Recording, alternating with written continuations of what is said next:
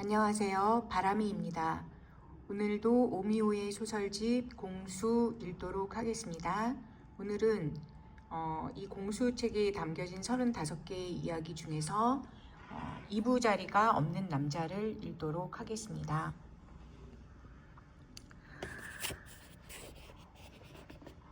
반평생 한 이불을 덮고 자는 부부라고 해도 서로의 마음을 묻고 살지는 않습니다. 생존과 생활에 대한 이해타산 때문이지요. 우리 할머니 말씀이 두려워하지 말고 내주랍니다.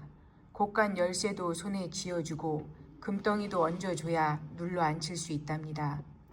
마음을 묶지는 못해도 금덩이로 몸을 붙잡아 매놓을 수는 있답니다. 지천명을 바라보는 나이에 눈에 넣어도 아프지 않을 만큼 마음에 쏙 드는 여자를 만났다. 10개월 전이었다. 그 여자는 고아로 자라나 20대에는 이른 결혼 생활을 했다고 했다. 그런데 초등학교 입학을 앞둔 아들을 불의의 교통사고로 잃은 이후 집을 나와 아무렇게나 살고 있다고 했다. 한마디로 술병을 끼고 담배를 입에 문 채로 길바닥에 서 있던 여자였다. 그러나 나는 그 여자를 처음 보는 순간 바로 알아보았다. 내 여자라는 것을. 여자의 이름은 소희였다. 처음 만났을 때는 자신을 김양이라고 소개했지만 세 번째 만나던 날 소희라는 본명을 알려주었다. 그리고 네 번째 만나던 날 나는 소희 손을 잡고 모친과 살고 있는 집으로 들어왔다. 소희도 내가 잡은 손을 뿌리치지 않았다. 손을 잡아 끌지 않았다면 도리어 섭섭했을 것처럼. 아니, 어쩌면 소희는 많이 지쳐 있었는지도 모른다. 어쨌거나 소희를 데리고 집으로 돌아온 날 아침, 모친은 별말 없이 맑은 콩나물국을 끓이고 새밥을 지어 아침상을 차려주었다. 그리고는 해장하고 한숨 잘하며 쓰지 않던 빈방을 치우고 깨끗하고 푹신한 이부자리를 마련해 주었다. 콩나물국에 밥을 말아 한 그릇 다 먹은 소희는 모친이 정갈하게 깔아준 이부자리에 몸을 뉘더니 곧 잠이 들었다. 소희는 그렇게 내리 사흘을 잤다. 그렇게 밥을 먹고 잠을 자는 것을 시작으로 소희는 자연스럽게 우리 식구가 됐다. 5일째 되던 날 처음으로 입을 연 소희는 내게 아무 일이나 시켜달라고 말했다. 마침 모친이 운영하는 몇 개의 이부자리 매장 중 한 곳에서 판매직 알바를 구하던 참이라 모친에게 부탁해 그 자리를 소희에게 맡겼다. 일을 맡기고 며칠밖에 지나지 않았는데도 일을 배워가는 속도가 매우 빠르고 같은 상품을 설명해도 소희의 말에는 흡입력이 있어 고객들의 만족도가 높다는 평이 나올 정도로 소희는 맡은 일에 적응을 잘했다. 모친의 말에 따르면 그랬다. 의외였다. 소희는 모친의 폭풍 신뢰에 힘입어 일을 시작한 지 5개월도 안 돼 점장으로 초고속 승격했다. 사실 그때까지만 해도 아무런 문제가 없었다. 소희는 특별한 날이 아니면 술을 입에 대지 않았고 담배도 가려 피웠다. 지방 법원 앞에서 마음에 맞는 동기들 3명과 함께 운영하고 있는 법률사무소 대표 변호사로 일하고 있던 나 또한 퇴근 시간만 기다릴 정도로 소희에게 푹 빠져 있었다. 소희의 따뜻한 가슴을 만지면서 잠이 들 때마다 나는 살아있다는 생동감 넘치는 에너지와 말로 표현할 수 없는 행복감으로 가슴이 차올라 이대로 세상이 멈춰도 좋겠다는 생각이 들 정도였으니 더 말해 무엇하랴. 문제가 생긴 것은 사실 나는 현재 내가 겪고 있는 이 상황을 문제라고 규정할 수 있는지조차도 확신할 수가 없다. 다만 분명한 것은 소희와 나와의 관계가 이지러지고 있다는 것은 확실했다. 가장 견디기 어려운 것은 소희가 나를 떠나고 싶어 한다는 점이었다. 어젯밤, 아니 정확히는 오늘 새벽에도 소희는 자신의 옷가지와 화장품 등 몇 개 되지도 않는 자신의 짐을 싸면서 나를 떠나겠다고 선언했다. 오빠가 망가져가는 모습을 보는 게 많이 힘들어. 내 발자가 그런가 봐. 어딜 가도 누구랑 살아도 나는 안 되는 거야. 나를 보내줘, 오빠. 난 그냥 바닥이 변한 사람인가 봐. 노력해도 안 되면 아닌 게 맞잖아. 내가 말도 안 되는 욕심을 부렸던 거야. 사람은 다 타고난 자기 분수라는 게 있는 것이 법인데 말이야. 내가 주제도 모르고 오빠만 더 힘들게 한 것 같아. 미안해, 오빠. 소희에게 언성이 높아지기 시작한 것은 두어 달 전부터였다.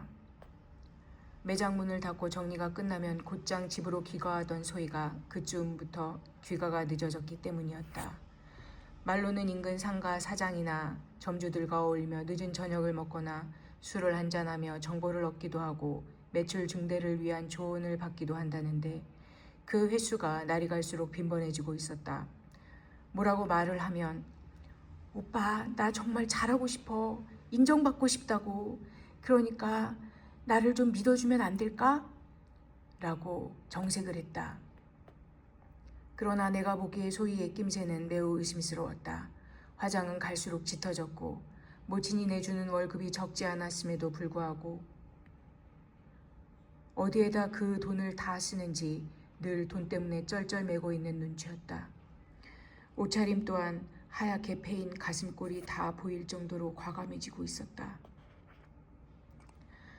홀리고 싶은 남자라도 생겼니? 살다 보니 한 놈으로는 부족해. 왜? 그 놈이 좋은 거라도 해준대?